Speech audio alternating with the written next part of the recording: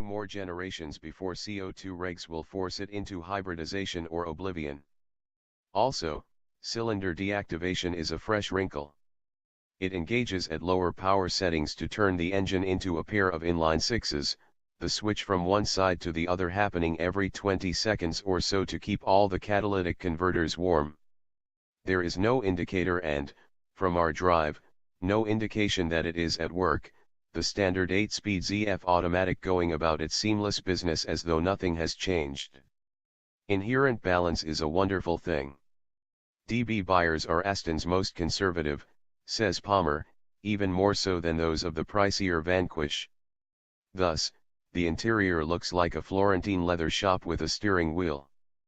Fans of ornamental stitching are an optional upgrade away from the otherwise plain seats. Same goes for the somewhat frilly brogue work on the center armrest and door leather that makes it look like a deconstructed dress shoe.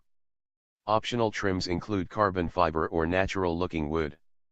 Daimler's participation is evident in some Mercedes switchgear and the infotainment screen, which will be familiar to any current Benz owner. You know you're in a luxury GT and not a sports car because of the motorized center armrest/storage bin lid. Also electrified is the trunk pull-down and, in a first ever seen by this author, the twin hood latches. Just drop the hood and electric claws grab it at two corners and draw it down. Mechanics will surely appreciate that feature, though owners might have preferred automatic door sealers instead.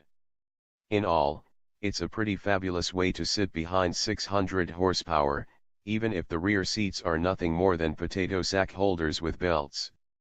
Your kids may caterwaul, may even complain about the shortage of outward visibility, but you will look stunning scything through city traffic and onto the big motorways of the continent.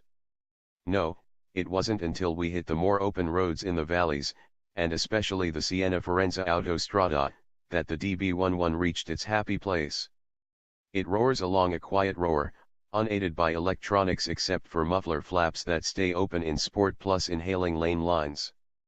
The V12 betrays its compressors in the way it rapidly spools and plots a little too suddenly when you lift, but it's still a marvelous engine situated in the perfect vehicle for such things. And that's why you'd want a DB11. Because if we can't all go back in time, then going forward behind